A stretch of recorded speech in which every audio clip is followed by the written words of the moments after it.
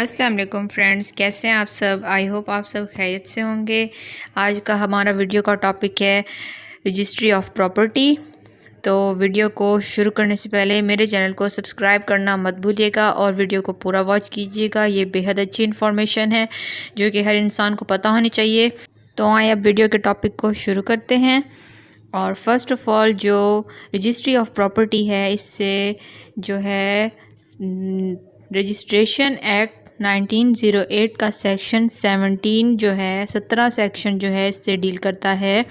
اس میں یہ بیان کیا گیا ہے کہ جب کوئی غیر منقولہ جائیداد اموویبل پراپرٹی کسی کے نام ٹرانسفر کریں گے تو اس کو رجسٹر کرنا ضروری ہے۔ میں ایک بار پھر سے ریپیٹ کر دیتی ہوں کہ جب کوئی غیر منقولہ اموویبل پراپرٹی کسی کے نام ٹرانسفر کریں گے تو اس کو رجسٹر کرنا ضروری ہے۔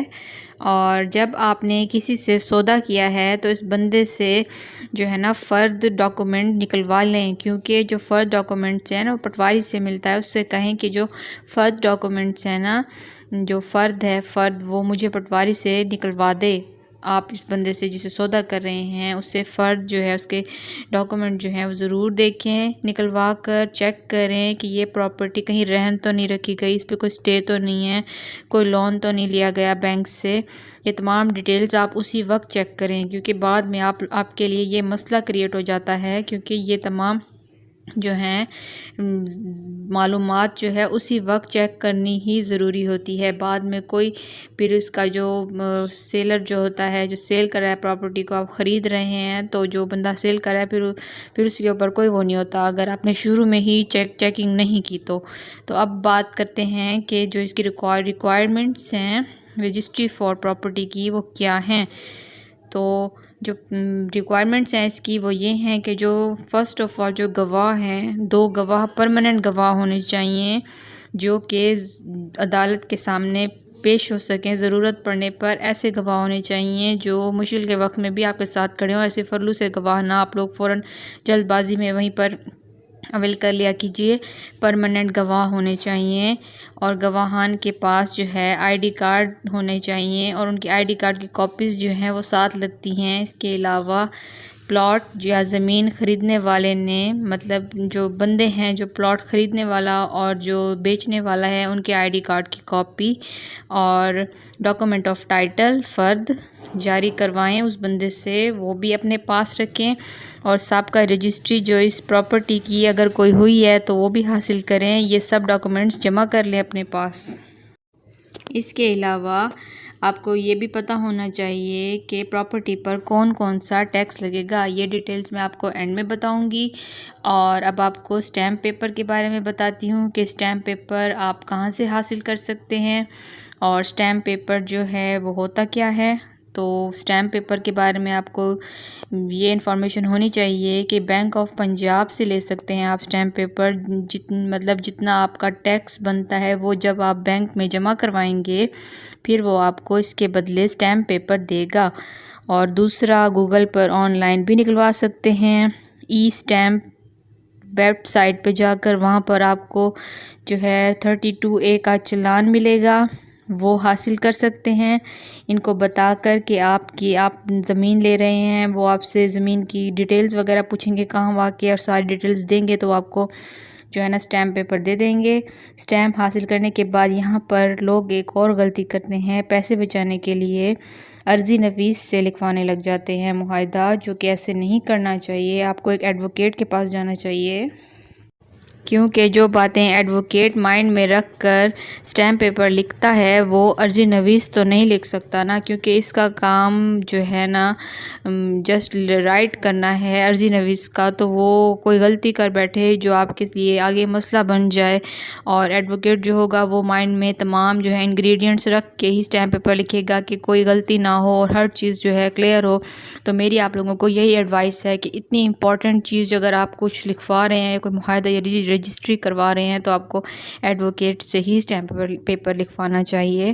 اور آگے اب جو ہے اس ٹاپک میں اب آگے چلتے ہیں کہ کتنا آپ نے ایڈوانس لیا پراپرٹی کا اس میں یہ لکھیں، اسٹیمپ پیپر میں جو آپ لکھیں یہ لکھیں کہ کتنا آپ نے ایڈوانس لیا، اور پراپرٹی کا ڈسکرپشن لکھنا ہے کہ پراپرٹی کے مشرق اور مغرب، شمال، جنوب میں کیا کیا ہے، کوئی گلی ہے، کوئی مکان ہے، اس کی ڈیٹیلز لکھنی ہے۔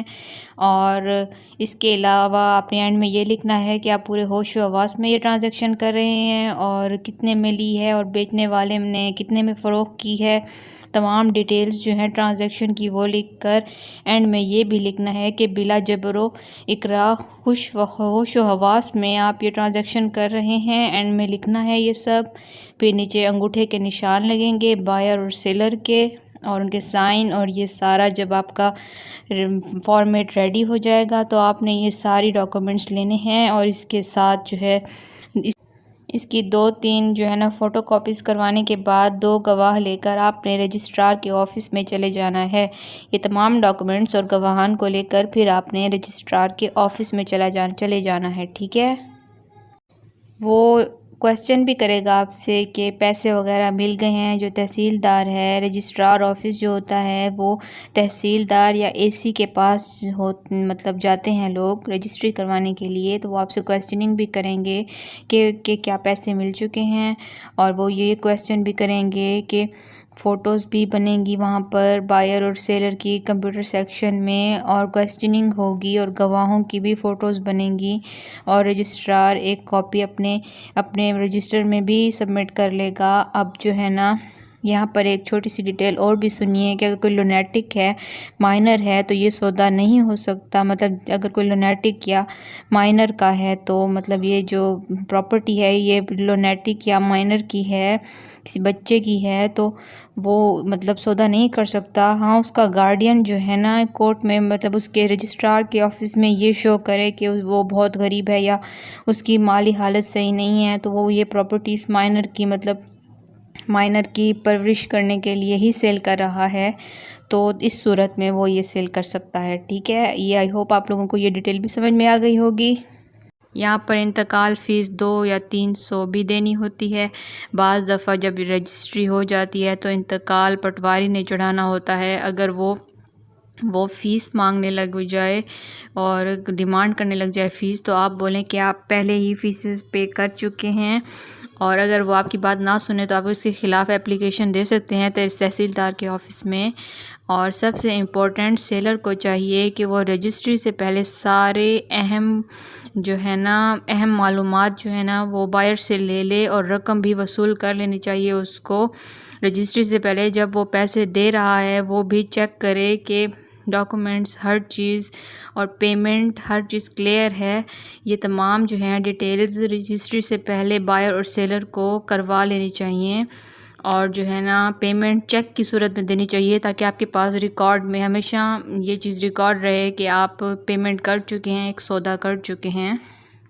اینڈ میں اب ایک اور امپورٹنٹ بات پہ اب ڈسکس کرتے ہیں، یہ کہ ٹیکس کتنا لگے گا پراپرٹی کے اوپر، اور ٹیکس جو ہے اس علاقے میں جو پراپرٹی ہے اس کا ڈی سی ریٹ کیا ہے۔ ہر علاقے کا ڈی سی ریٹ ہوتا ہے جو کہ حکومت مقرر کرتی ہے، اور بازاری قیمت ہوتی ہے، مارکیٹ ویلیو ہوتی ہے جو کہ گورنمنٹ نے سیٹ کی ہوتی ہے۔ اس سے زیادہ قیمت دے سکتے ہیں لیکن کم نہیں۔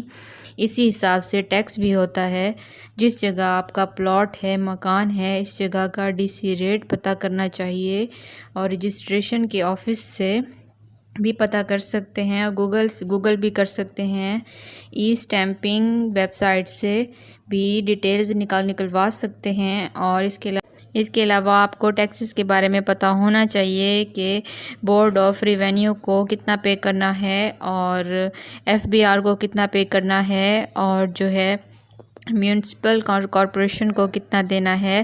تو یہ تمام ڈیٹیلز آپ لوگوں کو پتہ ہونی چاہیے ٹیکسز کے بارے میں بھی، تاکہ آپ لوگ کسی بھی پوائنٹ پر گھبرائیں نہیں اور کوئی آپ کو مس گائیڈ نہ کر سکے۔ اور اب آپ کو بتاؤں گی کہ آپ مطلب کس طرح سے جو ہے ٹیکسز کے بارے میں جان سکتے ہیں کہ بورڈ آف ریونیو جو ہے BOR، ان کی جو اسٹیمپ ڈیوٹی ہے وہ 3% ہے، CVT کیپٹل ویلیو ٹیکس جو ہے وہ 2% ہے، اور کارپوریشن فی جو ہے 1% ہے، تو اس طرح ٹوٹل ہو جاتا ہے 6%۔